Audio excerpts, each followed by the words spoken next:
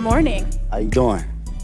You know, Kendrick, it's a little bit surreal to actually see you in the flesh because you've always made it a point of just letting the music speak for yourself, which is something I really respect. But the spotlight has been shining so bright for the past few months. I've just been wondering how you've been processing behind the scenes, how you've been feeling about everything happening, all the success. It's just really just I want to look at it like it's just a continuum of who I am, really. I've always stayed to myself, always been in my own bubble, whether it's with the fam or whether it's training. How I process it all is just, I continue to do what I was doing 10 years ago, and that's like, be better in myself, better in the craft, and not look at it as bright lights, you know? Mm-hmm. And it may sound cliche, but it always worked for me, even when I was younger, you know, playing sports or being in the forefront of presentations and stuff like that. It was like, I gotta look at myself in the mirror rather than looking at it as a crowd or, you know, fame and attention. So now, early days of your career, you know, Section 80 days, even early mixtapes, and you perfecting your craft as an MC. Did you ever think we'd be at the Super Bowl with this? I wasn't thinking about no Super Bowl. You never thought about the Super Bowl? I wasn't thinking about no Super Bowl for sure.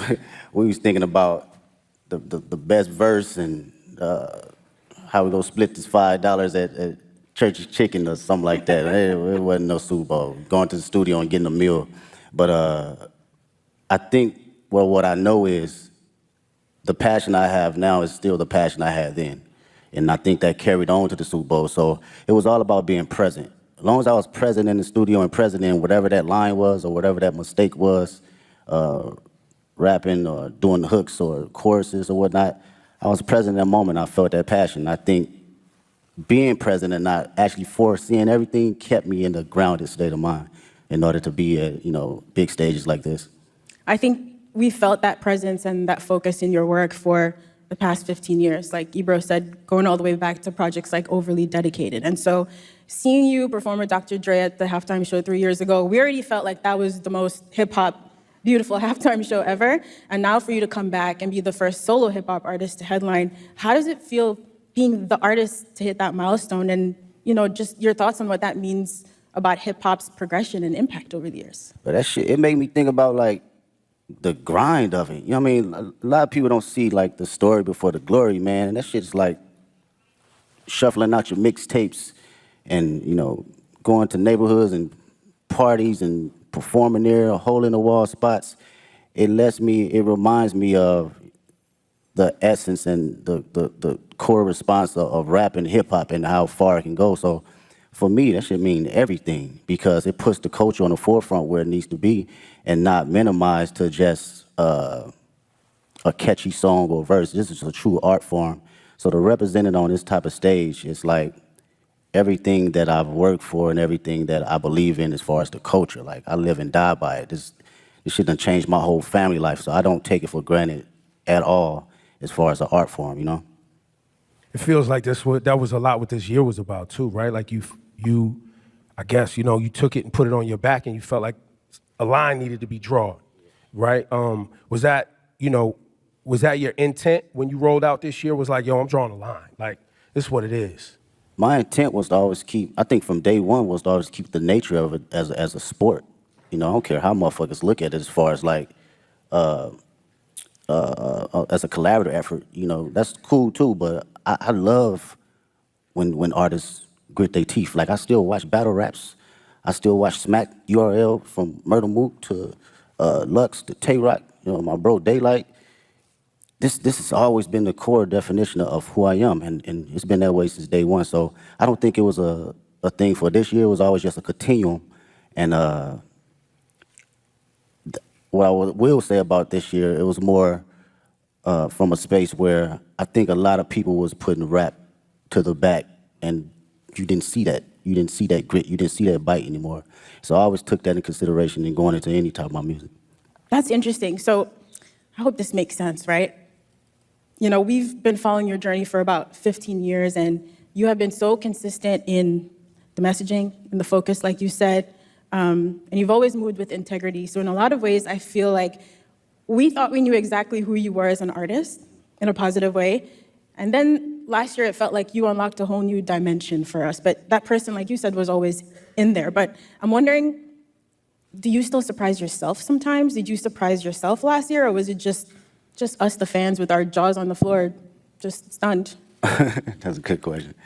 Surprise myself? Nah, I don't think I surprised myself because this, for me and for my partners that's been around me since 2005, 2006, like my brothers, they know my personality, they know my capabilities, even when it wasn't presented to the public at first, right? So this is just like a revolving door of what I've been doing in Carson Studios, at the homie garage, or my brothers at TDE, or just anybody around the city of Compton in LA. It's just magnified to the level where I've progressed it and did enough hours to know, okay, I know where to place it now. I know how to make it connect with people.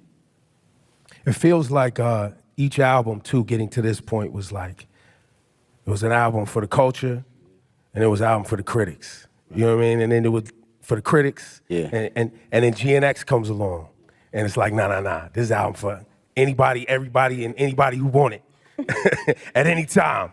And you brought that energy, and the energy you brought on GNX was an energy that I don't think was really happening in hip hop. Like, it's a Public Enemy level energy. It's a Ice Cube, America's Most Wanted energy. For sure. Like, it's a classic, timeless energy. Talk about your headspace between Mr. Morale and this GNX. Yeah, no, that's great.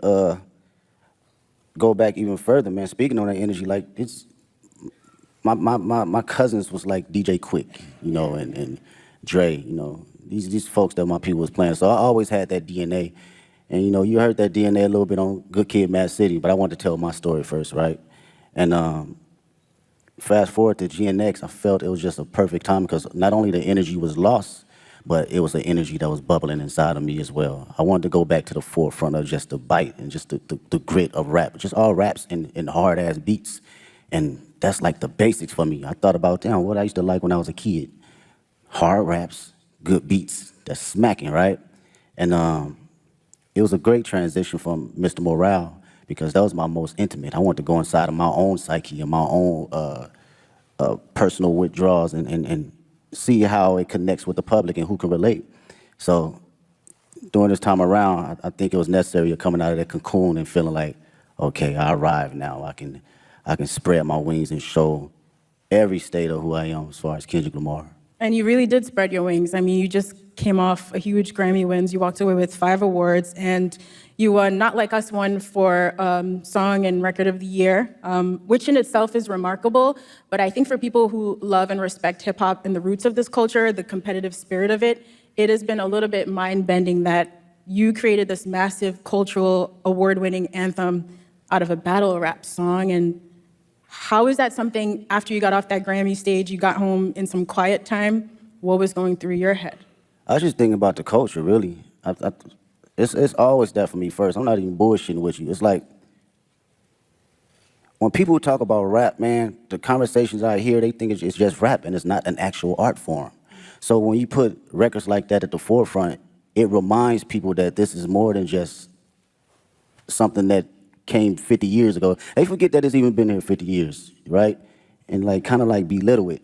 So I love to see that it gets that type of recognition for just straight raps, from awards to the billboards, all that, because this is truly just as big as an art form and a genre as any other genre. So that's what I think about, and I feel accomplished being able to do that. Whether somebody else come behind me and do it again and quadruple it, I love to see it. If that was my purpose to do that, then that's exactly what it was for that particular moment. I think people often miss the significance of that Record and Song of the Year award, because that Song of the Year award is a songwriter's award. Like, it's not just the biggest song. It's like someone wrote a song. And you as a songwriter, when you see your name up there and it's written by Kendrick, and that's it. Yeah. That's powerful. And I think to what you're saying, I think there's a lot of people who have become fans of hip hop, and they you like the songs you hear and know, but you're not actually tapped into the work that it takes for you to generate the output, the art. Exactly, man. As a writer, and that's what I can appreciate the most. And knowing how much time I dedicated over the years and just trial and error, writing the most terrible shit to some of the greatest shit. You know, we all do it, from writer's block to figuring out how to find inspiration from the most non-popular aspects around me. So it's like, knowing that trial and knowing what I put in as far as my thinking process and what it takes to get there, I do not look at it as a small like endeavor because it's a hit record. No, it's actually some writing in that shit. You know, whether it connect with you on a spiritual level, whether it connect with you on a comedic level, whether it connect with you just on a personal dynamic, it's still from a writer's point of view. Yeah, you are an incredible writer. There are songs on GNX like Reincarnated. I didn't know what to do with that song for the first few times I heard of it, just trying to figure out where you possibly came up with the inspiration for a record like that. Like, when you're working on those songs, are you going through multiple versions until the right thing comes to you? It's hard to fathom, I guess is what I'm saying. Yeah, well, records like that, first off, shout out to Tupac. That's the number one inspiration. That was always one of my favorite records from him and Outlaws. With records like that, it's always going into my mind of like, what if, right? And crafting out my what if ideas to the masses. So when I think about concepts and I think about what I actually believe and what I feel, I just go through a breakdown as if I'm reading a book, you know, and how I want people to hear this from a book sequence. So my initial process is, okay, how can I open them up to the story, and how can I drive them to the ending point to make them feel truly exactly what I'm trying to convey, whether they take their own perspective from it or they take mine. I just want you to feel it first. You know, the writing is there, now it's up to me to perform it to where you can feel it. Yo, give it up for this guy, Kendrick Lamar. Y'all too quiet, man. This guy, you know, this guy he doesn't sit down and do this too often, so this is a very special conversation. We appreciate you, bro. Yeah. I really do. And shout to SZA too, because you guys are making history man. right now. Hell and, yeah. and you've seen her from her humble beginnings like she's seen you from your humble beginnings. You've watched her find success, and now y'all sharing the stage at the Super Bowl. Got this humongous tour that's rolling out next year. Talk about this moment in both of y'all's career. Have you guys had a chance to even see each other in this moment and be like, yo, like? We haven't even had a chance to crash out about it because everything's been moving fast, like far as production and rehearsals and stuff. So we speak, but we haven't really got a chance to settle into the moment. For me personally, watching her, her career and where she's come from, it's amazing to see. I get to finally see how certain individuals see me come up in the process, because I seen her day one coming in the studio and writing songs, throwing away songs, writing another song, throwing away songs, and songs is hard. And I understood that process though, wanting to be great. You know, even when people were saying this is classic records, you're like, no, I'm gonna write another one. And I understood that and I seen it. So to see it now magnified, it's like, she always had it, man. She always had it. And I'm just honored to be next to a talent. Yeah, you've both worked really hard to be here in this moment, and on Heart Part 6 is really amazing to hear you detail that journey for old and new fans, coming up through the ranks at TDE and now launching your own agency, PG Lang. So performing at the Super Bowl halftime show is very much, us as fans getting to celebrate you and this beautiful musical legacy, but also now you're stepping out as an entrepreneur. What has it been like to build your own business and to also showcase some of that creativity from your agency on this platform? Oh man, I love the process. Shout out to PG Lang. Make some noise with PG Lang. Yeah, that's my team, man. It's 30 incredible individuals, 5 extraordinary executives that work day in, day out to make sure we are doing something that will long live the culture. From a music standpoint, from a creative standpoint, fashion, film, books, day in, day out of just being around like-minded individuals that have different perspectives outside of just music. So through that process, it was a challenge for me, but even more a process of me enjoying, different ideas and different backgrounds and how to look at things. I love it. Being on calls and, formulating business ideas and ventures outside of my usual norm, it challenges me. And I can't wait to see what happens next. I know it's going to happen next. Yeah.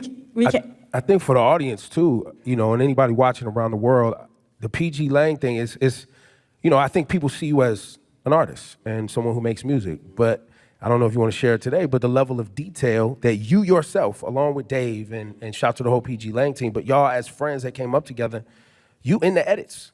Like what we're gonna see on Sunday is a PG Lang production. Yes, that's all PG Lane. That is us sitting day in, day out, from the edits, the production, the stage design, the music, the sound tech. It's everything across the board, and it takes a lot of work. It takes a lot of creative individuals. I can't sit here and say it's all me, because these are people that are just as passionate and want to see us win, but also want to put out something that lives a long, long time. And with Dave's creative mind, it's just, he's insane, man. That dude is like Basquiat in so many different fashions. You know, you can clearly pick his brain about anything, and he'll give you an answer right down the middle to help you decide for yourself. So that's something I can always appreciate. Yeah, I'd say with all of your powers combined, y'all are really diabolical. Like, when you roll out the videos, all the visuals for GNX, just the way you all move strategically together, it is inspiring beyond the music. You know, just thinking about how to approach life and art in a holistic way. And so when it came down to planning for this Super Bowl now, you know, you've teased on the album coming up to New Orleans with this LA energy. How did you guys approach the show and trying to figure out how to pay tribute to the classics in your catalog with this new music in like a 13-minute set list? Yeah, it's wild. Mr. Morale is like an hour and 30-minute tour, so it's like you gotta smack the shit down all the way to 13 minutes. It's kind of wild, and it's interesting because it lets you know kind of where you at and your perspective on how you think about catalog and the music. For me, I love being present. I love being present, man. It's my favorite. It's very hard for me to live in the past. It's very hard. I respect the past wholeheartedly, but being in the now and being just locked into how I feel and the energy I have now, that's the LA energy for me. That's something that I want to carry over to New Orleans and for the world to see. This is me, this is Kendrick Lamar, 37 years old, and I still feel like I'm elevating. I'm still on a journey though, you know? And I want that energy to, you know, ooze out into the television and to the people that's in that building. Well, and on that, you know, the connection between black culture and New Orleans and how important and shaping our ancestors were in this town, music, jazz, all that. You always put our culture and black culture at the forefront of your brand, your music. Same thing in LA. A lot of our family members moved out to California from the South for new opportunities. Man, what? So there's a big connection between LA and the South. So when you say you walked in to New Orleans with that LA etiquette and all of that, I don't know if people really grasp that, but you got to be feeling that energy. That's a bar. Like when you are out ready on Sunday to do your thing. That's a bar. It's crazy, bro. Out of all my friends, LA, us growing up, all our grandparents either from Louisiana, Texas, Chicago, like, period. So our dialect and how we talk, it gauges from like the South and like the Bay Area. So like going to the store, we say finna. I'm finna go to the store. Like, that's some South shit, you know what I'm saying? That's not no LA, right?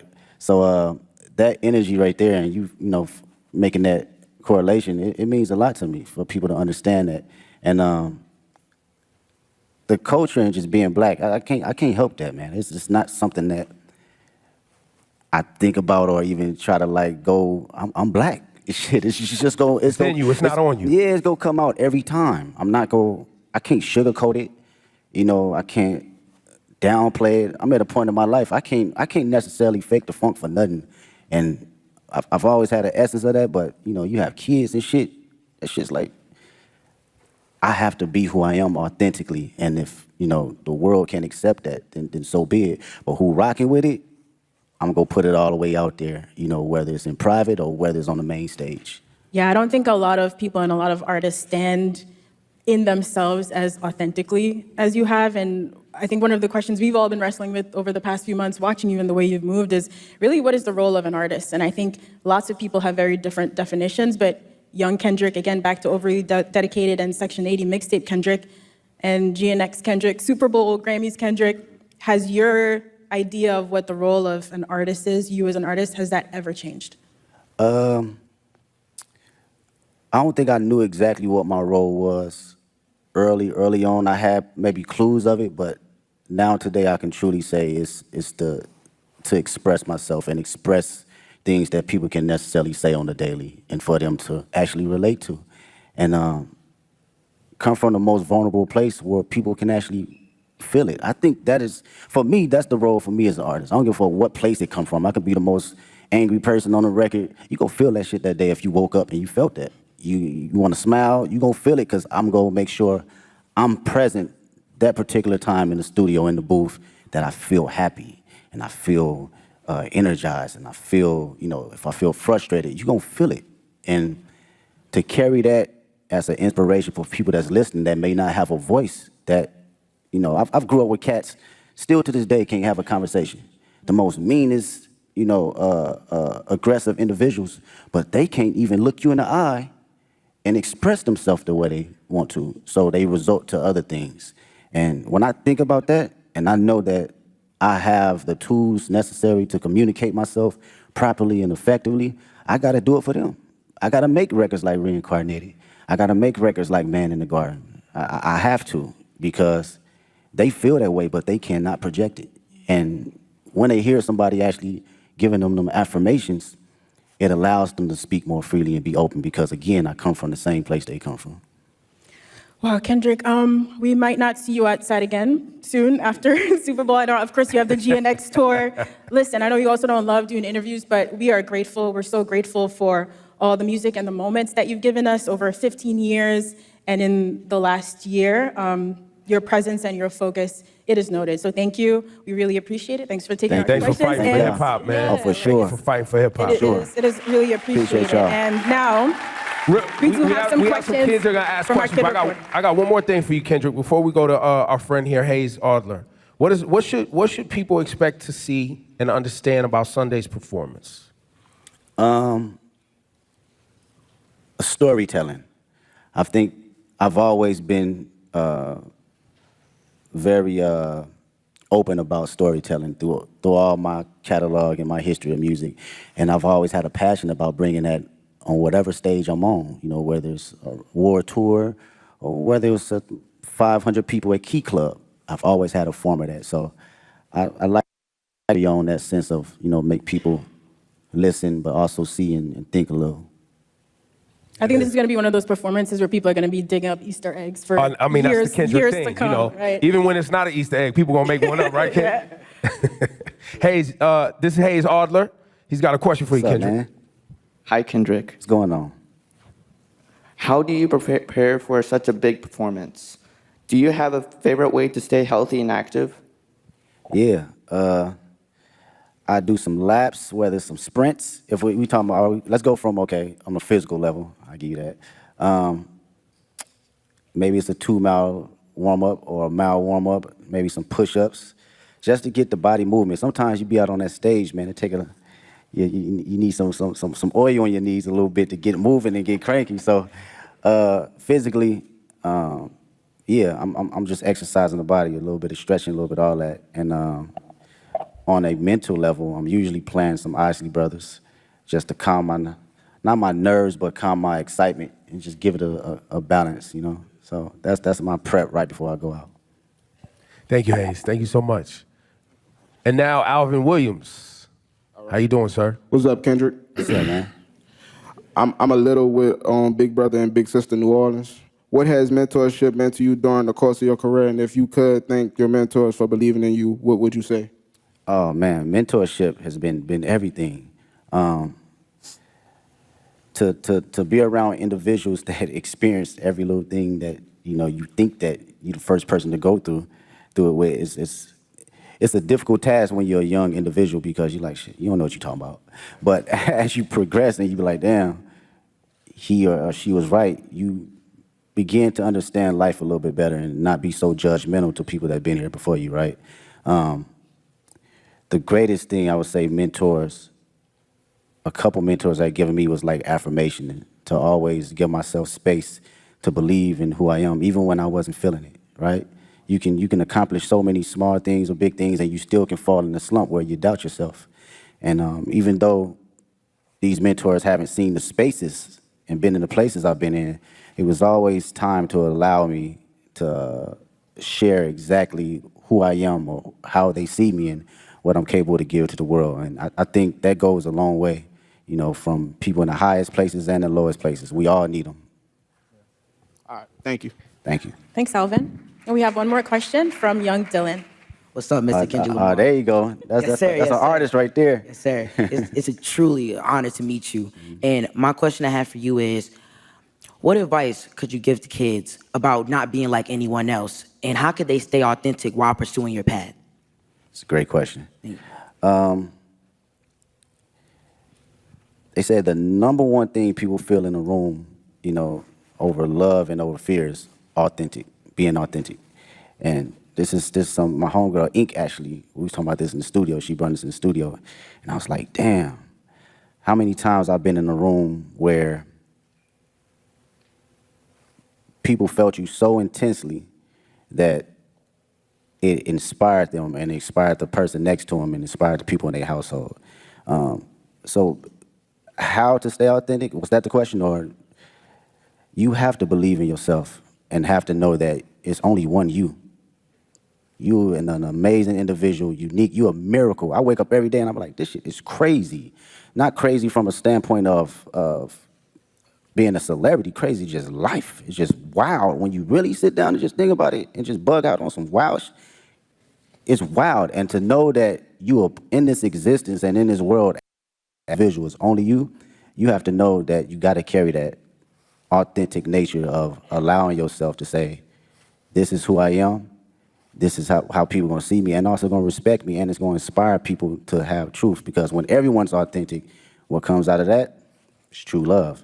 There's no boundaries. We don't have any courtship on judgment. We don't have any perception of being able to ridicule anyone, because you showing up as your true self, I'm showing up as my true self. And carrying that nature to take you places.